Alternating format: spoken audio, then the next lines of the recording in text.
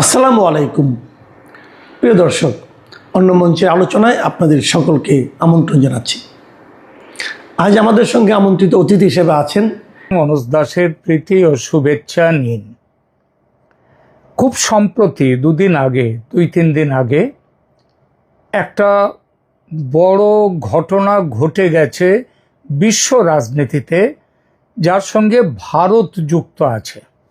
খবরটা খুব একটা প্রচার আমি দেখিনি আমাদের এখানে সংবাদপত্রে, অবশ্যই আছে ছোট করে, কিন্তু সোশ্যাল মিডিয়াতে, বিশেষত পশ্চিমবঙ্গের সোশ্যাল মিডিয়াতে এই খবরটা বড় কোনো জায়গা পেয়েছে বলে আমি অন্তত দেখতে পাইনি। অথচ কারণ আমাদের এখানে অনেকগুলো ব্যাপার আছে, বারুইপুর ঘটে গেছে, এর মধ্যে বারুইপুরের খুন দর্শন এবং হত্যাকাণ্ড এসবগুলো ঘটে গেছে, নানা রকম গোলমাল হয়েছে, একটা সাম্প্রদায়িক দাঙ্গার মুখোমুখি এসছে বারুইপুর। শুভেন্দু অধিকারীর সরকার খুব কড়া হাতে পরিস্থিতিটাকে নিয়ন্ত্রণ করতে পেরেছেন। এটার জন্যে এই খবরটা হয়তো এইসব নিয়েই ব্যস্ত থাকার জন্য এই খবরটা খুব বেশি করে উঠে আসেনি, কিন্তু উঠে আসা দরকার ছিল। খবরটি পশ্চিমবঙ্গের নয়, কিন্তু এটা ভারতের জন্য একটা খুব বড় খবর। খবরটা হচ্ছে ভারত কানাডার সম্পর্ক নিয়ে। এই সম্পর্ক আপনারা অনেকেই জানেন যে গত প্রায় 2.5 থেকে 3 বছর এই সম্পর্কের জন্যে ভারত কানাডার যে যোগাযোগ এবং ভারত কানাডার সম্পর্ক সেটা খুব খারাপ জায়গায় পৌঁছেছিল। সেটা পৌঁছেছিল যে কারণে, সেই কারণগুলো নিয়ে এখন কিছু কথা বলবো, এবং কেন সম্পর্কটা খারাপ হয়েছিল সেই বিষয়গুলো নিয়ে, কোথায় পৌঁছেছিল সম্পর্ক সেটা নিয়ে আলোচনা করব। দেখুন, ঘটনাটা ঘটেছিল 2023 সালের সেপ্টেম্বরে। হঠাৎ করে বিশ্ব রাজনীতিতে যাকে বলে একেবারে বিস্ফোরণ, সেইটা ঘটে গিয়েছিল। কানাডার প্রধানমন্ত্রী তখন জাস্টিন ট্রুডো, তিনি সংসদে দাঁড়িয়ে এমন একটি অভিযোগ করলেন যা শুধু ভারত কানাডা সম্পর্কই নয়, গোটা বিশ্বের কূটনৈতিক মহলকে নাড়া দিয়ে দিল। এবং এই নাড়া যে বিশ্বের কূটনৈতিক মহলকে নাড়া দিল, সেটা হচ্ছে ভারত সরকার এই রকম কাজ করতে পারে। মানে ভারতের যে ছবি সারা পৃথিবীতে ছিল, সেই ছবিটাকেই যেন ট্রুডো ধ্বংস করে দেওয়ার চেষ্টা করলেন। কি বলেছিলেন ট্রুডো? জাস্টিন ট্রুডো, কানাডার প্রধানমন্ত্রী, তিনি পার্লামেন্টে অভিযোগ করলেন ভারতের সরকারি এজেন্টদের সঙ্গে শিখ বিচ্ছিন্নতাবাদী হরদীপ সিং নিজ্জার হত্যার সম্ভাব্য যোগসূত্র রয়েছে, যার অর্থ বাংলা করে বলতে গেলে নিজ্ঝর হত্যা করেছে ভারতের এজেন্টরা, ভারতীয় এজেন্টরা। এটা কারা মনে করছে? জাস্টিন ট্রুডো বলেছিলেন এটা মনে করছে কানাডার পুলিশ। ভারত সঙ্গে সঙ্গে অভিযোগ অস্বীকার করেছিল, কারণ এই অভিযোগটা একটা রাষ্ট্র, তারা পাকিস্তান সম্পর্কে বলা হয় যে পাকিস্তান সন্ত্রাসবাদীদের নিয়ে ভারতে কী সব কাজকর্ম করছে সেগুলো বলা হয়, কিন্তু পশ্চিমী দুনিয়ায় ভারতের পরিচয় শান্তিপ্রিয় একটি দেশ হিসেবে। সেই দেশ যারা আন্তর্জাতিক রীতিনীতি মেনে চলে, এমন একটি দেশ, তারা কানাডাতে শিখ উগ্রপন্থী নিজ্ঝরের হত্যাকাণ্ডে জড়িত। এই খবর কে দিচ্ছে? এটা কোনো সোশ্যাল মিডিয়া দিচ্ছে না, এটা কানাডার প্রধানমন্ত্রী সেখানকার পার্লামেন্টে দাঁড়িয়ে এই কথা বলেছেন। ভারত সঙ্গে সঙ্গে অভিযোগ অস্বীকার করলো, কড়া অবস্থান নিল ভারত, বলল কোনো প্রমাণ হাতে না নিয়ে এত বড় অভিযোগ তোলা ভারতের শত্রুতা করা। কানাডা পরিষ্কারভাবে ভারতের শত্রুতা করছে। ভারত বলল যে প্রমাণ থাকলে শেয়ার করা হোক, কি প্রমাণ আছে ভারতের সঙ্গে, ভারত তার জবাব দেবে। আর প্রমাণ হাতে না নিয়ে এমন এক অভিযোগ করা হলো, তার মানে হচ্ছে ভারতের বিরোধিতা করা। ভারত তার বক্তব্য প্রত্যাহার করুক। জাস্টিন ট্রুডো কোনোটাই করলেন না। ফলত ঘটনার প্রভাব পড়ল দু দেশের সম্পর্কে। তার আগে কিন্তু কানাডা ভারতের মিত্র, খুব মিত্র দেশ। সেই দেশের সাথে সম্পর্ক খারাপ কিভাবে হলো? কূটনীতিক বহিষ্কার শুরু হলো দুই তরফ। ভারতও করলো,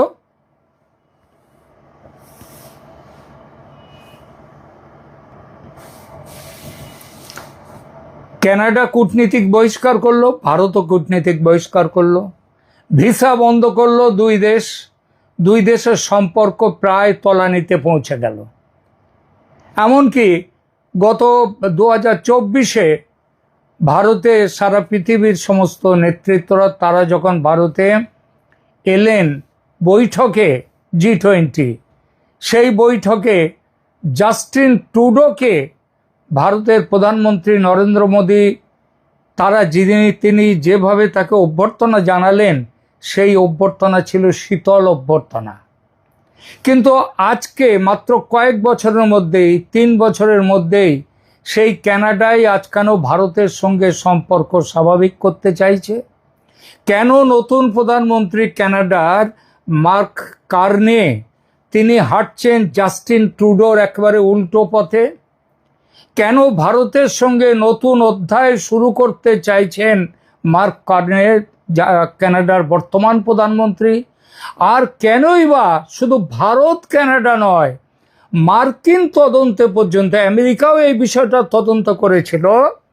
আমেরিকা সেই তদন্তে পেয়েছে দুজন ভারতীয়কে এই খুনের পেছনে পেয়েছে, এই হত্যাকাণ্ডের পেছনে পেয়েছে। কিন্তু তাদের নাম হচ্ছে গোল্ডি ব্রার আর লরেন্স বিষ্ণোই।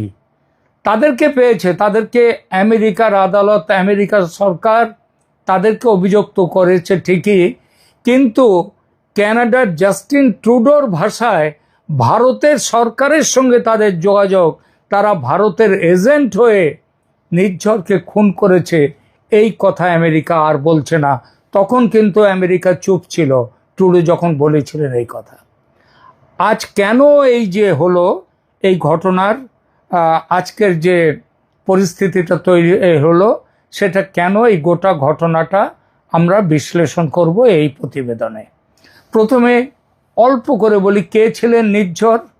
তার পুরো নাম হরদীপ সিং নির্ঝর। ছিলেন কানাডার নাগরিক, শিখ, বুঝতেই পাচ্ছেন। কিন্তু ভারত তাকে বহু বছর ধরেই খালিস্তানপন্থী জঙ্গি হিসেবে চিহ্নিত করেছিল। খালিস্তানপন্থী জঙ্গিরা তারা ভারত থেকে বিচ্ছিন্ন হয়ে ভারতের মধ্যে শিখদের নিয়ে আলাদা রাষ্ট্র করতে চায়। ভারতের অভিযোগ কি ছিল? এই হরদীপ সিং নির্ঝর কানাডায় বসে ভারতের বিরুদ্ধে বিচ্ছিন্নতাবাদী কার্যকলাপ চালাতেন। ভারত একাধিকবার তার বিরুদ্ধে ব্যবস্থা নেওয়ার অনুরোধ করেছিল কানাডাকে। আমেরিকাতেও খালিস্তানপন্থীদের বেশ কিছু, তাদের সেখানটাও শক্তি আছে। তারা আমেরিকাকেও ভারত বলেছে তাদের খালিস্তানপন্থীদের ব্যাপারে তারা সতর্ক হতে। কিন্তু কানাডা বলেছিল কি, ভারতের অভিযোগ আদালতে টিকবে এমন কোনো প্রমাণ তাদের কাছে নেই। অর্থাৎ খালিস্তানপন্থী জঙ্গিরা কানাডায় এইসব কাজ করছে ভারত বিরোধী, এর কোনো প্রমাণ তারা পায়নি। আর এ কথা বলে জাস্টিন ট্রুডোর সরকার খোলা ছুট দিয়ে রেখেছিল খালিস্তানি জঙ্গিদের কানাডাকে হেডকোয়ার্টার হিসেবে ব্যবহার করে বিচ্ছিন্নতাবাদী খালিস্তানি জঙ্গি আন্দোলনকে ভারতে ছড়িয়ে দিতে। তারা কোটি কোটি ডলার তারা পাঠিয়েছে ভারতে। ভারতের বিভিন্ন আন্দোলনে তারা ওখান থেকে অর্থ সাহায্য দিয়েছে। তাদের লোকজন খালিস্তানিরা এসে এই যে কৃষি বিদ্রোহ, কৃষি আন্দোলন হলো, তার পেছনেও কানাডার খালিস্তানিদের বড় ভূমিকা। এই যে কেজরিওয়ালের আম আদমি পার্টি, তারা পাঞ্জাবে তারা যে ক্ষমতায় এসছে, তাদের পেছনেও ছিল এই শিখ উগ্রপন্থী যারা কানাডায় আছে, অন্যান্য দেশে আছে, তাদের সাহায্য। তারা সব রকমের সাহায্য করেছে অর্থ সাহায্য থেকে সব কিছু। তো 18ই জুন 2023-এ কানাডার একটি প্রদেশ, তার নাম হচ্ছে ব্রিটিশ কলম্বিয়া, সেই ব্রিটিশ কলম্বিয়ার অন্তর্ভুক্ত একটি শহরের নাম সারে, এই সারের একটি গুরুদ্বারের সামনে, শিখদের ধর্মস্থান গুরুদ্বার, তার সামনে গুলি করে হত্যা করা হয় নির্ঝরকে। প্রথমে মনে করা হয়েছিল এটা হয়তো গ্যাং ওয়ার, মানে বিভিন্ন গ্যাং থাকে না গুন্ডাদের, সেই গুন্ডাদের গ্যাং ওয়ার, সেভাবেই দেখা হচ্ছিল হত্যাকাণ্ডটি। কিন্তু 3 মাস পরে সব কিছু পাল্টে যায়। মাস 3 পরে কানাডার জাতীয় সংসদে কানাডার প্রধানমন্ত্রী জাস্টিন ট্রুডো বললেন তাদের কাছে এমন তথ্য এসেছে যা ভারতীয় সরকারি এজেন্টদের, তারা যে এই খুনের পেছনে যুক্ত ছিল তার ইঙ্গিত দিচ্ছে। অর্থাৎ এই কাণ্ড, হত্যাকাণ্ড ভারত করিয়ে থাকতে পারে এমন ধারণা করার যথেষ্ট প্রমাণ তারা পেয়েছে। ভারত প্রমাণ চাইছে, কিন্তু আবার সে প্রমাণ দেবে না। এটা ঠিকই যে ট্রুডো নিশ্চিতভাবে বলেননি ভারত করেছে, কিন্তু তিনি বলেছেন credible allegations of A potential link, অর্থাৎ ভারতের সংযোগের একটা ক্রেডিবল অ্যালিগেশনস, বিশ্বাসযোগ্য অভিযোগ পাওয়া যাচ্ছে। অর্থাৎ সম্ভাব্য যোগসূত্রের বিশ্বাসযোগ্য অভিযোগ কানাডা পেয়েছে। কিন্তু মনে রাখতে হবে, সংসদে দাঁড়িয়ে একটি দেশের সরকার প্রধানের মুখ থেকে আরেকটি দেশ সম্পর্কে এমন কথা বেরিয়ে আসা কম গুরুত্বপূর্ণ নয়। এটা খুব বড় অভিযোগ, কারণ সংসদ কোনো চায়ের দোকান নয় যে যা খুশি বলে দেয়া যায়। ফলে এখান থেকেই শুরু হয় ভারত ও কানাডার মধ্যে এক অভূতপূর্ব কূটনৈতিক সংঘাত। ভারত বলেছিল, ভারতের বক্তব্য খুব পরিষ্কার ছিল, প্রমাণ থাকলে আপনাদের হাতে দিন, আমরা তার উত্তর দেব।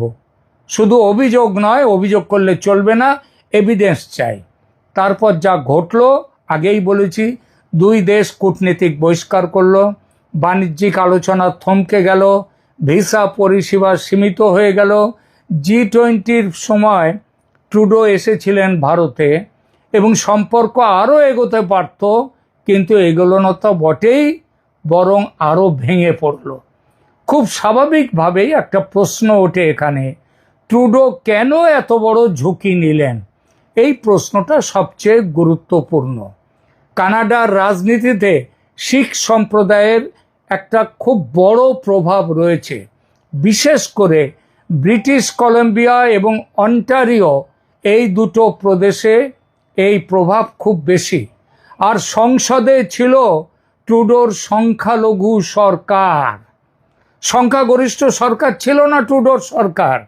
সংসদে টিকে থাকতে বিভিন্ন রাজনৈতিক সমীকরণের ওপর নির্ভরশীল ছিলেন জাস্টিস ট্রুডো। তার সরকার টিকে ছিল শিখদের ভোটের ওপর। আগেই বলেছি, জাস্টিন ট্রুডোর সরকার ছিল সংখ্যালঘু। সংসদে টিকে থাকার জন্য তাকে যে দলটির উপরে নির্ভর করতে হতো, সেই দলটির নাম নিউ ডেমোক্রেটিক পার্টি বা এনডিপি। আর এই এনডিপির নেতা ছিলেন শিখ বংশোদ্ভূত জগজিৎ সিং, যিনি খালিস্তান প্রশ্নে ভারতের অত্যন্ত কঠোর সমালোচক। এছাড়া ব্রিটিশ কলম্বিয়া ও অন্টারিওর মতো প্রদেশে শিখ ভোট ব্যাংক খুব বড় ভোট ব্যাংক। কানাডার নির্বাচনী রাজনীতিতে শিখ ভোট ব্যাংকের গুরুত্বপূর্ণ ভূমিকা আছে। ফলে ট্রুডো সরকারের ভারত নীতি দেশীয় রাজনৈতিক সমীকরণের প্রভাব থেকে মুক্ত ছিল না। শিখদের মন জুগিয়ে চলতে হতো তাকে, আর সেই করতে গিয়েই তিনি ভারতের বিরুদ্ধে মুখ খুলেছেন, খালিস্তানি উগ্রপন্থীদের সমর্থন দিয়েছেন পরোক্ষে। আর ভারতও তার দিক থেকে বারবার একই কথা বলেছে যে কানাডা খালিস্তানপন্থী উগ্রপন্থীদের স্বর্গরাজ্য হয়ে উঠেছে। ভারতের যুক্তি ছিল বাক স্বাধীনতা আর সন্ত্রাসবাদ এক জিনিস নয়। এই বক্তব্য নতুন নয়, বহু বছর ধরেই ভারত এই যে অভিযোগ করে আসছে কানাডার বিরুদ্ধে, অভিযোগ করে আসছে, সেটা সরকার টু সরকার আলোচনা। তারপর কি ঘটলো? তদন্ত তো চলছিল। 2024 সালে কয়েকজন ভারতীয় বংশোদ্ভূত ব্যক্তিকে গ্রেপ্তার করা হয় কানাডাতে। তদন্ত চলতে থাকে, সারা বিশ্ব অপেক্ষা করতে থাকে ভারত সরকারের বিরুদ্ধে এবার নিশ্চয়ই কোনো প্রমাণ বেরিয়ে আসবে। 3 বছর কাটলো, কোনো প্রমাণ এলো না। সম্প্রতি এই 2026 সালে কদিন আগে এলো এই ঘটনার সবচেয়ে বড় মোড়। মার্কিন বিচার বিভাগ তারাও কিন্তু এই ঘটনাকে গুরুত্ব দিয়ে আলোচনা করেছে, তদন্ত করেছে। মার্কিন প্রচার বিভাগ লরেন্স বিশনয় ও গোল্ডেন ব্রার সমেত একটি আন্তর্দেশীয় ইন্টারকন্টিনেন্টাল একটা অপরাধ চক্রের বিরুদ্ধে এই অভিযোগ এনেছে যে তারা নির্ঝর হত্যাকাণ্ডের পরিকল্পনা করেছিল। কিন্তু আমেরিকা এটাও বলেছে এই অভিযোগের মধ্যে ভারত সরকারের কোনো ভূমিকা নেই। ভারত সরকারের বিরুদ্ধে তারা কোনো অভিযোগ আনেনি। যেটা বলা হয়েছে সেটা ইঙ্গিত দেয় এটা গ্যাংওয়ার, একটা বিশুদ্ধ গ্যাংওয়ার, এবং ভারত সরকারের কোনো ভূমিকা নেই সেখানে। এখানে মুক্তিপণ নিয়ে কথা উঠেছে, গ্যাং লড়াই নিয়ে কথা ছিল। এদিকে একই সঙ্গে কানাডার আমেরিকার সেখান থেকে দপ্তর থেকে বলা হলো, সরকার থেকে, আবার কানাডার পুলিশ প্রধান তারাও বললেন যে বর্তমানে ভারত সরকারের সঙ্গে এই অপরাধের যোগসূত্র প্রমাণ করার মতো কোনো প্রমাণ তাদের হাতে নেই। তারা তাদের তদন্তে ভারত সরকারের কোনো প্রমাণ, যোগাযোগের কোনো প্রমাণ পায়নি। এটা ভারতের কিছু অপরাধী, তারা কানাডার অপরাধে, কানাডাতেও তাদের চক্র আছে, তাদের মধ্যে লড়াই।